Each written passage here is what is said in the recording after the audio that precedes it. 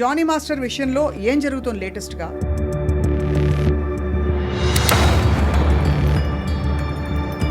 ఈ కంప్లైంట్స్ ఎక్కువగా కొన్ని ఇండస్ట్రీస్లో ఎక్కువ అని మీరు భావిస్తున్నారా? బ్యాంకింగ్ సెక్టర్లో ఉన్నాయి, హాస్పిటాలిటీలో ఉన్నాయి.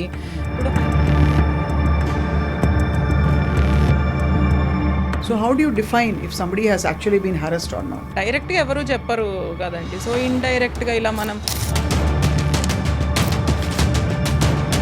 అదంతా ఒకలాగా హరాస్మెంటే. ఫిలిం ఇండస్ట్రీలో చూసుకుంటే కొన్ని ఫేక్ కేసెస్ కూడా వచ్చినాయి. జానీ మాస్టర్ మీద వచ్చిన అలిగేషన్స్ మాత్రం సబ్స్టాన్షియల్గా వచ్చాయని అనుకోవాలి కదా. వల్నరబుల్ ఏజ్ అది కన్సిడర్ చేసి అండ్ ఉన్న అథారిటీ పవర్ ఈమదేంటి స్టేచర్ అలా కన్సిడర్ చేసి ప్రైమా ఫేషియా చూస్తే మాత్రం it looks that way. So మీరు ఏ డైరెక్షన్లో ఇన్వెస్టిగేట్ చేస్తున్నారు? ఒకవేళ if is proven to be guilty ఎలాంటి శిక్షలు ఉంటాయంటారు? ఉమెన్ కాబట్టి ఆమె చెప్పిందంతా కరెక్ట్ అలా ఈ విషయంలోనే కాదు, ఇన్ ఎనీ కంప్లైంట్ అవ్వదు కదా. We have to see both the sides.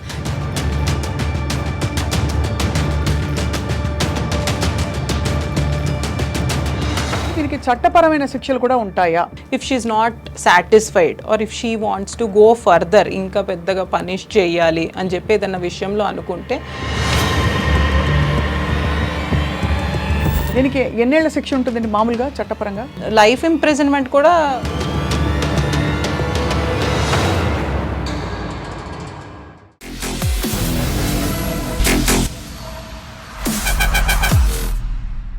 Hello and welcome to this candid conversation. Cinema ఇండస్ట్రీలో ప్రత్యేకంగా లైంగిక వేధింపులు బాగా ఎక్కువగా ఉన్నాయని చెప్పి ఇటీవల కాలంలో వచ్చిన హేమా కమిటీ రిపోర్ట్స్ మొదలుకుని గతంలో కూడా జరిగిన అత్యంత పెద్ద ఉద్యమం అంటే తెలుగు చిత్ర పరిశ్రమలో జరిగిన ఉద్యమం కావచ్చు, దేశవ్యాప్తంగా అనేక చోట్ల హరాస్మెంట్ అట్ వర్క్ ప్లేస్ అనే ఈ అంశం మరొకసారి తెరపైకి వచ్చింది. తాజాగా ఏంటంటే జానీ మాస్టర్ అనే కోరియోగ్రాఫర్ తన సిబ్బందిని అక్కడ చుట్టూ ఉండే అమ్మాయిలని లైంగికంగా వేధించారని చెప్పి వస్తున్న ఆరోపణల నేపథ్యంలో ఇవాళ అసలు ఈ పాష్ కమిటీ అంటే ఇండస్ట్రీలో ఉండే పాష్ కమిటీ నివేదిక ఏం చెప్పింది, ఏం ఫైండింగ్స్ ఉన్నాయి, అలాగే వీటిపై ఎట్లాంటి చర్యలు తీసుకోవచ్చు చట్టపరంగా, ఈ అంశాలపై మాట్లాడడానికి పాష్ కమిటీలో సభ్యులైన ఫ్యామిలీ లాయర్ అండ్ అందరికీ సుపరిచితులు కావ్య గారు ఉన్నారు. కావ్య గారితో మాట్లాడబోతున్నాం. నమస్కారం కావ్య గారు. నమస్కారం అండి. Thank you for joining us here. So first of all Jani master విషయంలో ఏం జరుగుతుంది లేటెస్ట్గా ఇన్ టర్మ్స్ ఆఫ్ ఎంక్వైరీ? లేటెస్ట్గా అంటే in terms of our enquiry which we conducted statements ఇచ్చారండి. So still it is in process. Next ఇంకా evidence witnesses అవి రావాల్సి ఉంది. అండ్ నిన్న నేను అక్కడ తెలుగు ఛాంబర్లో మాట్లాడినట్టు ఇప్పుడు ఏంటంటే వాళ్ళిద్దరూ కాంటాక్ట్లో ఉంటే రెస్పాండెంట్ అండ్ ఎవరైతే ఎలిగేషన్స్ వేశారో విక్టిమ్ కాంటాక్ట్లో ఉంటే ఏంటంటే ఫర్దర్ డ్యామేజ్కి ఛాన్సెస్ ఉన్నాయి. అందుకని చెప్పి దట్ వీ సెడ్ స్ట్రిక్ట్లీ మీరు టచ్లో ఉండకూడదు, లేకపోతే సమ్ ఇన్ఫార్మర్స్ ఉంటారు కదా మధ్యలో హూ విల్ యునో కన్వే ఇలా జరుగుతోందని, అలాంటివి ఉండొద్దు అని చెప్పామన్నమాట. That is mention strictly. ఇప్పుడు ఏంటంటే మనకి పాష్ కమిటీ ఇలా వేసినప్పుడు ఏంటంటే we have the powers of a civil court.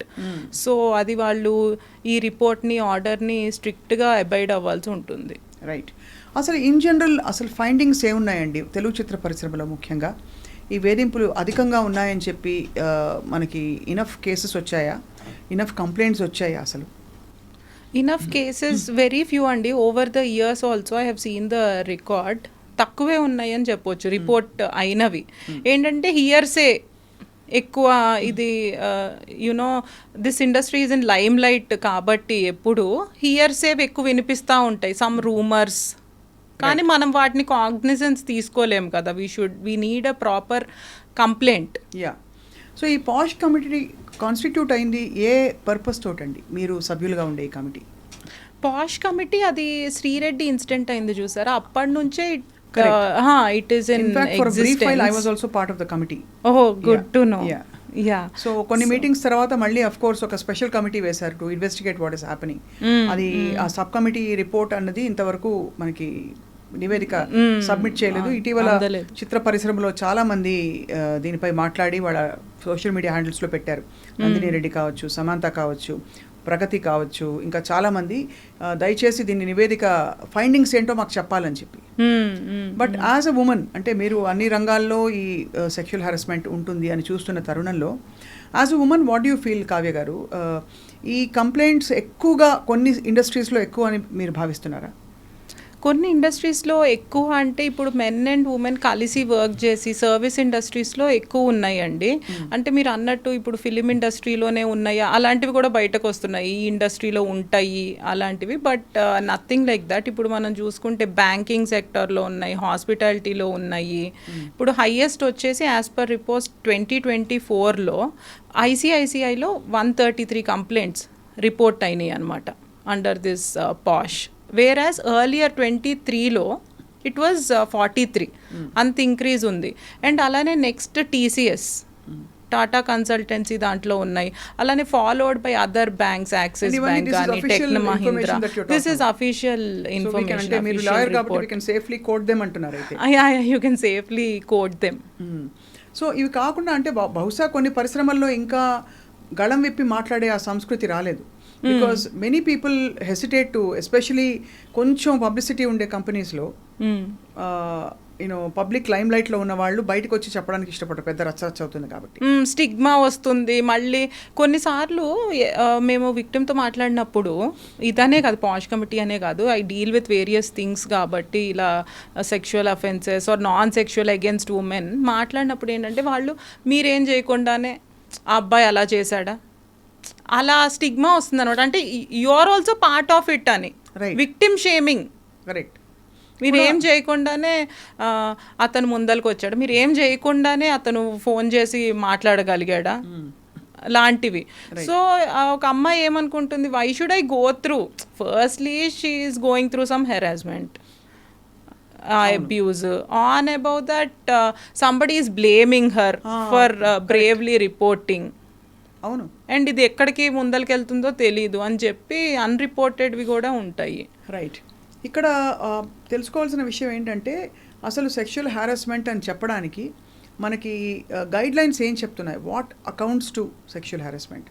చాలా పరిస్థితుల్లో ఒక చాలా సెమీ జోవియల్ లైట్ హార్టెడ్ ఎన్వైరన్మెంట్లో కూడా చాలా లూడ్ రిమార్క్స్ జరుగుతాయి, కామెంట్ చేయడాలు జరుగుతాయి, ప్రపోజిషన్ చేయడాలు జరుగుతాయి. ఇవన్నీ వినికిడి మీద, అంటే కేస్ స్టడీస్ చూసిన దీనిలో అడుగుతున్నాను నేను బేసిస్ మీద. So how do you define if somebody has actually been harassed or not? అది సెక్షువల్ హెరాస్మెంట్ అంటే it need not be the main act itself. ఏంటంటే సెక్షువల్లీ కలర్డ్ రిమార్క్స్ చేయడము, వాళ్ళ బాడీ గురించో, సమ్ పాసింగ్ ఆన్ సమ్, అంటే వాళ్ళు కొంతమంది ఎలా చూపిస్తారంటే చాలా ఫ్రివ్లెస్ రిమార్క్ లాగా ఏదో క్యాజువల్గా అన్నట్టు చూపిస్తారు, కానీ వాళ్ళకి ఆ క్లోజ్నెస్ ఉండదు వాళ్ళతో. అవును. ఇప్పుడు నేను ఇక్కడ కూర్చున్నానండి, ఎవరో వచ్చేసి కొంచెం క్లోజ్ అయిపోయి అలా చేశారనుకోండి, ఇట్ ఈస్ నాట్ రిక్వైర్డ్ కదా, ఇట్స్ ఆడ్ కదా ఇక్కడ ఈ ఎన్వైరన్మెంట్లో. అలాంటివి చేయడం, అలానే అంటే జెస్చర్స్, లేకపోతే మనము బయటికి వెళ్తే బాగుంటుంది అనడము, లేకపోతే డిన్నర్కి వెళ్దామా అంటే in a professional environment okay, మీరు ఫ్రెండ్స్ అయ్యారు, then that is a different story, that is an organic process. అలా కాకుండా సడన్గా అవుట్ ఆఫ్ బ్లూ వచ్చేసి ఎక్కువ కాంప్లిమెంట్స్ ఇచ్చేయడము, లేకపోతే ఇలా ఇండైరెక్ట్గా, డైరెక్ట్గా ఎవరు చెప్పరు కదండి, సో ఇండైరెక్ట్గా ఇలా మనం డిన్నర్కి వెళ్దాము, I planned it for you or something which is unnecessary అక్కడ మెన్షన్ చేయడము, అదంతా ఒకలాగా హెరాస్మెంటే. Onus of proving this lies on the victim. అంటే if somebody comes and complaints, for example ఒక కంప్లైంట్, నేను కంప్లైంట్ ఇచ్చాను అనుకోండి, ఎవరో ఇలా అన్నారని, కమిటీ వేస్తారు, ఆ కమిటీ ఇన్వెస్టిగేట్ చేస్తుంది, అది ప్రూవ్ చేయడం, సపోజ్ అవతల వాళ్ళు డినై చేశారు, అది ప్రూవ్ చేయాల్సి ఉంటుందా for it to constitute?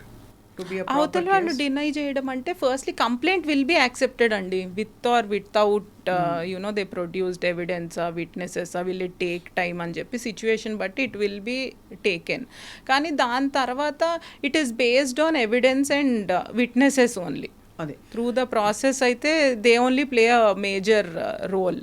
Just ర్యాండమ్గా అనడానికి ఉండదు కాబట్టి ఇంతవరకు. అంటే అట్లీస్ట్ ఒక చోట ఏమన్నారంటే, if you cannot corroborate anything, అంటే ఎవిడెన్స్ ఇవ్వలేని సిచ్యువేషన్స్ ఉంటాయి, విట్నెస్లు ఉండకపోవచ్చు, వచ్చిన వాళ్ళు చెప్పాలని లేదు కదా, అవును, మేము ముందరికి వచ్చి చెప్పము, నీతో అయితే చెప్తాం అనే వాళ్ళు కూడా ఉంటారు. అలాంటప్పుడు మనకి క్లియర్గా ఉండాలి, అట్లీస్ట్ అబ్యూస్ జరిగే ఉంటుంది, అలాంటి సిచ్యువేషన్ ఉండాలి. అవును. అది లేకుండా మనకి ఎవ్వరికి తెలియకుండా ఒకళ్ళు వచ్చి కంప్లైంట్ చేస్తే అదైతే ఓవర్ ఇన్వెస్టిగేషన్ ప్రూవ్ అవుతుంది. లైక్ ఇక్కడ ఫిలిం ఇండస్ట్రీలో చూసుకుంటే కొన్ని ఫేక్ కేసెస్ కూడా వచ్చినాయి, ఉమెన్ రిపోర్ట్ చేసి కంప్లైంట్ చేసినవి. ఓవర్ ఇన్వెస్టిగేషన్ ఫేక్ అంటే there is no sexual harassment, అలాంటివి there is no sexual harassment per se. It's like నేను మీకు డబ్బులు ఇవ్వాలి, you are a man, I'm a woman, we work together associated in some project or something. అయితే to avoid that or మనకేదో fall out అయ్యింది, ఏదో గొడవ అయ్యి, to avoid those financial transactions take this card and say బురదేసేయడం. Yeah, ఇక్కడ I must ask అండి, Jani master మీద వచ్చిన అలిగేషన్స్ మాత్రం సబ్స్టాన్షియల్గా వచ్చాయని అనుకోవాలి కదా? అంటే ఇంతవరకు అంతవరకు సబ్స్టాన్షియల్ అంటే ఫస్ట్ థింగ్ అండి. అంటే మీరు దీంట్లో లీగల్గా ఏం ఆలోచించొద్దు. I'm telling the age of the victim, she is very young, vulnerable age, అది కన్సిడర్ చేసి అండ్ ఉన్న అథారిటీ పవర్ ఈమదేంటి స్టేచర్ అలా కన్సిడర్ చేసి ప్రైమా ఫేషియా చూస్తే మాత్రం it looks that way that it ఏదో exercise of power for undue unfair benefit has been done. Prima facie it certainly looks ఇతరులు కూడా వచ్చి చాలా మంది ఇలాగా అంటే ప్రపోజిషన్ చేసి డైరెక్ట్గా ఇండైరెక్ట్గా ఇతను కామెంట్స్ చేసి రిమార్క్స్ చేసి ఫలానా కరవాన్లోకి రావాలని చెప్పినట్టుగా ఏవో వినిపిస్తున్నాయి మనకి. సో మీరు ఏ డైరెక్షన్లో ఇన్వెస్టిగేట్ చేస్తున్నారు? అంటే విక్టిమ్తో మాట్లాడారు, మీరు మాట్లాడారు, అండ్ కాకుండా జానీ మాస్టర్ పిలిచి మాట్లాడారా? జానీ మాస్టర్ స్టేట్మెంట్ కూడా రికార్డ్ అయింది. He is following the procedure అండి as of now, he's following. అంటే ఇప్పుడు ఏంటంటే మనకి ఇలా కంప్లైంట్ వచ్చాక కొన్ని టైమ్ లైన్స్ కూడా ఎదురవ్వాల్సి ఉంటుంది. కంప్లైంట్ తీసుకోవడము, తర్వాత రెస్పాండెంట్కి అది పాస్ చేయడము, తర్వాత we have to give some time so that he will revert back. ఆయన ఏమనుకుంటున్నారు, హిస్ స్టోరీ కూడా ఇంపార్టెంట్ కదా దేంట్లో అయినా. అది తీసి తర్వాత ఎవిడెన్స్, విట్నెస్, దాన్ని బట్టి we should arrive to a conclusion. Tough spot అండి. ఒకవైపు మన దేశంలో పరిస్థితుల వల్ల and also in general by and large ఉమెన్కి ఫేవర్ అయ్యే లాస్ అండ్ పరిస్థితులు ఉండాలని పోరాటాలు, ఉద్యమాలు జరుగుతున్నాయి. ఇంకోవైపు చట్ట పరిధిలో until proven otherwise everybody is deemed innocent. మధ్యలో there is obviously a media trial that goes on. So how do you feel as a lawyer? అంటే in fairness దీన్ని ఎలా డీల్ చేయాలంటారు? ఒకవేళ if he is proven to be guilty, ఎలాంటి శిక్షలు ఉంటాయంటారు? ఒకవేళ if he is not proven to be guilty, what is the justice that will be served to this girl who has complained? ఇప్పుడు we will go with natural justice principles ఏనండి. It won't be like ఆమె women కాబట్టి ఆమె చెప్పిందంతా correct అలా ఈ విషయంలోనే కాదు, ఇన్ ఎనీ కంప్లైంట్ అవ్వదు కదా. We have to see both the sides.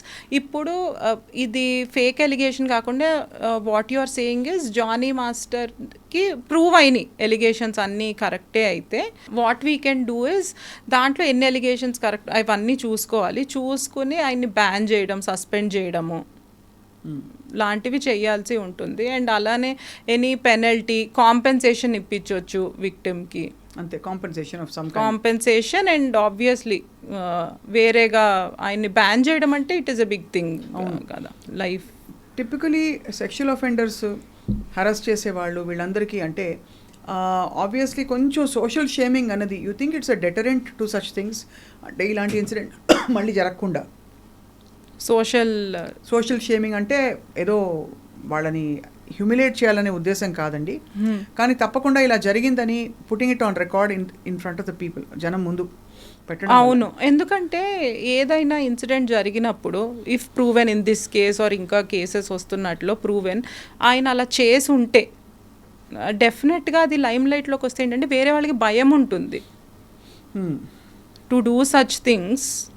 అరే ఆయన ఇలా బయటకు వచ్చేసాడు, ఇప్పుడు ఎలా మనం కూడా ఇలాంటిది ఏదైనా చేస్తే if there are skeletons in our closet మనం కూడా ఇవాళ కాకపోతే రేపు దొరుకుతాము, అందరూ ఈ మెల్లి కంప్లైంట్ ఇవ్వచ్చు రేపు. సో ఆబ్వియస్లీ ఇది కమిటీ నివేదిక అండ్ చర్యలు ఇంకా బయటికి రావాల్సి ఉంది కాబట్టి జానీ మాస్టర్ విషయంలో ఎక్కువ ప్రశ్నలు అడగడానికి తావు ఉండదు Kavya, I understand. Yes, yes. కానీ ఒక లాయర్గా చెప్పండి, దీనికి చట్టపరమైన శిక్షలు కూడా ఉంటాయా? ఉదాహరణకి ఇప్పుడు సస్పెండ్ చేయడం, వాళ్ళకి పని లేకుండా చేయడం ఆ వాతావరణంలో, అదంతా ఒక ఎత్తు అయితే why is it not a punishable offence by లా?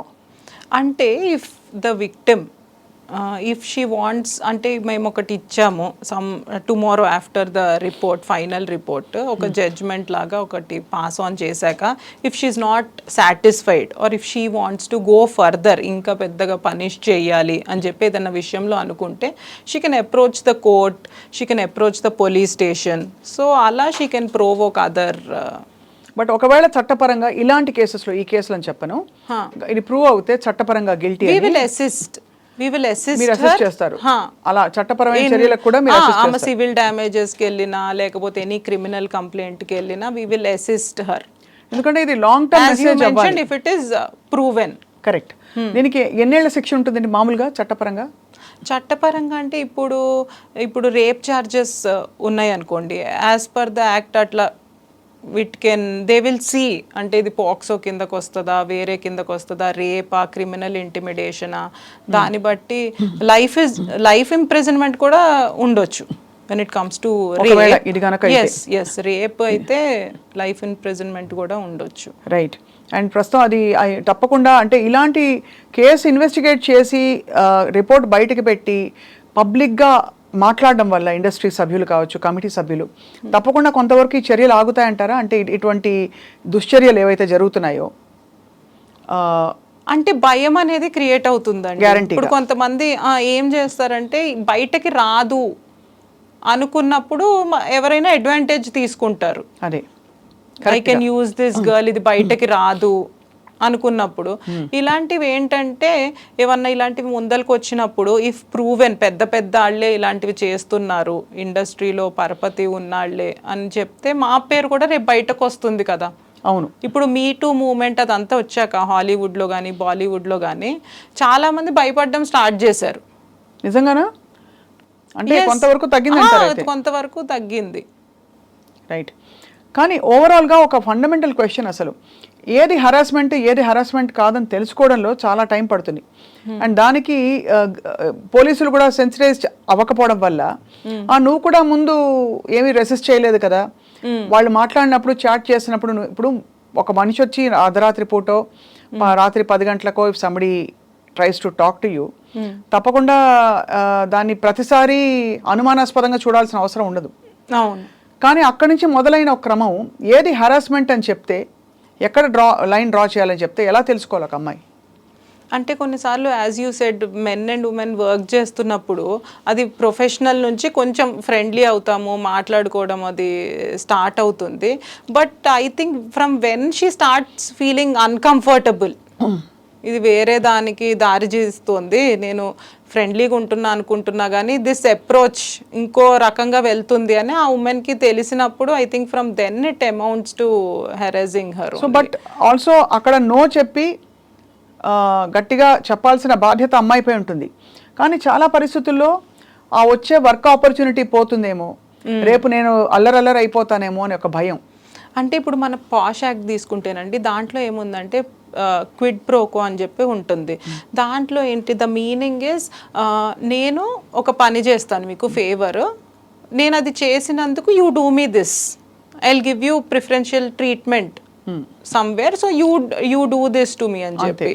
అది ఏమవుతుందంటే అది కన్సెన్షువల్ అయిపోయి నోబడీ కెన్ సే మరి ఇంకా హెరాస్మెంట్ ఏముంది, ఇది ప్రామిస్ చేస్తేనే కదా యూ కేమ్ ఫార్వర్డ్, నిన్నేమీ హెరాస్ చేయలేదు కదా, నీకు ఈ ఆపర్చునిటీ కావాలి, ఈ ప్రివిలేజ్ కావాలి, లేకపోతే ఈ ప్రాజెక్ట్ కావాలి, అందుకనే కదా నువ్వు ముందరకు వచ్చి అంతమంది అమ్మాయిలు ఉన్నారు నిన్నే ఎందుకు తీసుకోవడానికి యూ డిడ్ దట్. అలా కొంచెం జనరలైజ్ చేస్తుంటారు. యాజ్ యూ సెడ్ సెన్సిటైజేషన్ లేకపోతే ఏమవుతుందంటే ఇలాంటివి కామనే కదా, ఏముంది ఆ అమ్మాయి కూడా ముందరకు వచ్చింది కదా అంటారు.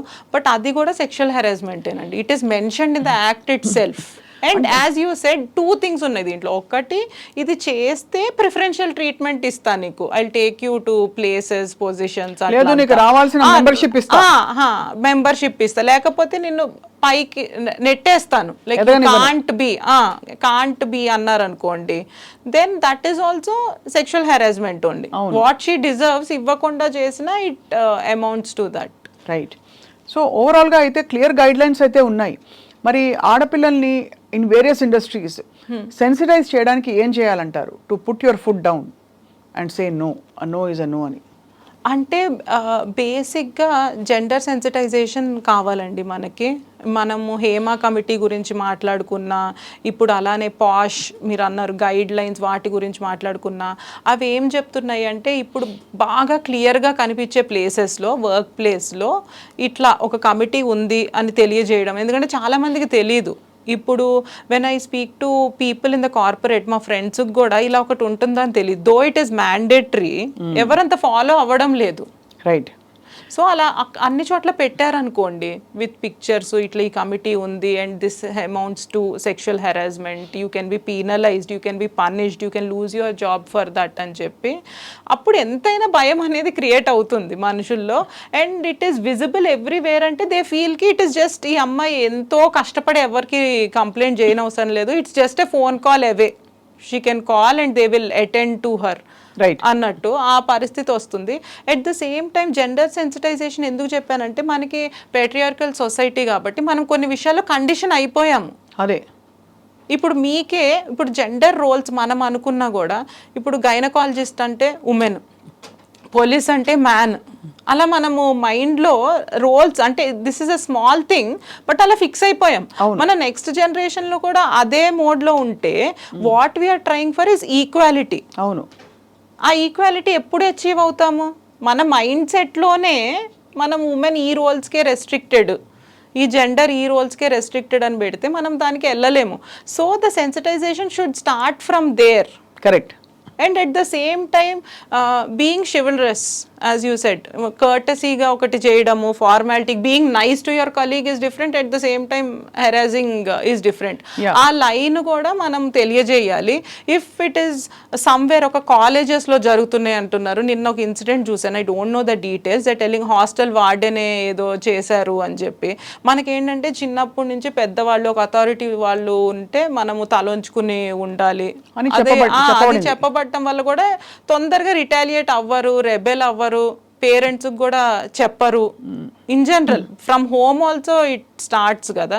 సో ఈ జెండర్ సెన్సిటైజేషన్ క్యాంపెయిన్స్ అనేవి చెయ్యాలండి. అంటే నాట్ హెక్సేక్ ఏదో చేసాము మనం మ్యాండేటరీ కదా పాస్ట్ రూల్స్ మనము ఫాలో అయిపోయాము సో వీఆర్ గుడ్ అనుకోకుండా అది రెగ్యులర్గా, ఇప్పుడు ఎందుకంటే ఎంప్లాయీస్ వస్తూ ఉంటారు కదా ఆర్గనైజేషన్లో, సో దే డోంట్ నో.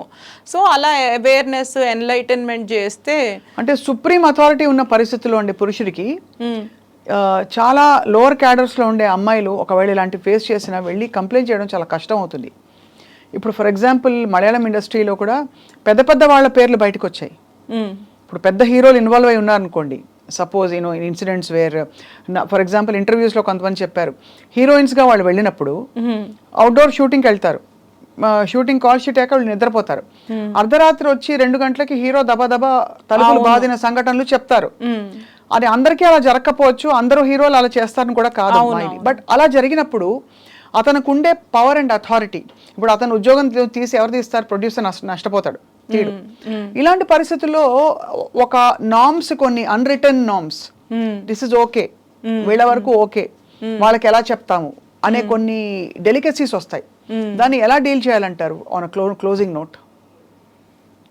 అవి ఇప్పుడు అందరం అవేర్నెస్తో ఉన్నాం అనుకోండి, ఎవరికి భయం వేయాలి. అథారిటీ భయం ఒక్కటే కెన్ డూ దిస్. అదే భయం ఒక్కటి. అండ్ మనం ఏ ఎగ్జాంపుల్ సెట్ చేస్తున్నాం? మనం అనుకున్నట్టు ఇప్పుడు మనము ఇక్కడ కూర్చున్నాము, మనకి పిల్లలు ఉన్నారు, వాళ్ళకి ఒక మ్యాన్ మీ బాసే అనుకోండి పర్సే వచ్చి మిమ్మల్ని ఏదో క్యాజువల్ హేట్రా అట్లా వర్క్ ప్లేస్లో అలా పిలవడము, లేకపోతే చిన్న చూపు చూడడం, ఏదో జోక్ క్రాక్ చేయడం, అబ్బా అంతే నట్ హెడ్ అట్లా క్రాక్ చేయడం అలా అలవాటు అయిపోయింది. He will do the same no in his work place. అదే not just sexual, non sexual also. First ఆ చిన్న చూపు అనేది స్టార్ట్ అవుతుంది కదా. అవును. ఎవరైనా ఏదైనా హెరాస్మెంట్ చేయాలంటే అవతల వాళ్ళ మీద చిన్న చూపు ఉండాలి, వీళ్ళు మనకి అగేన్స్ట్ రారు అని ఉండాలి, లొంగే సిచ్యువేషన్ ఉండాలి. సో అలాంటిది మనం ఈ అవేర్నెస్ ద్వారానే తీసుకురావచ్చు. అండ్ ఉమెన్ కి కూడా వాళ్ళ రైట్స్ గురించి తెలియకపోవడం కొన్నిసార్లు, అది మెయిన్. మంచి మాట అన్నారు మీరు. At what cost అని తెలియాలి. If I want to continue in this project, at what cost? What am I giving up?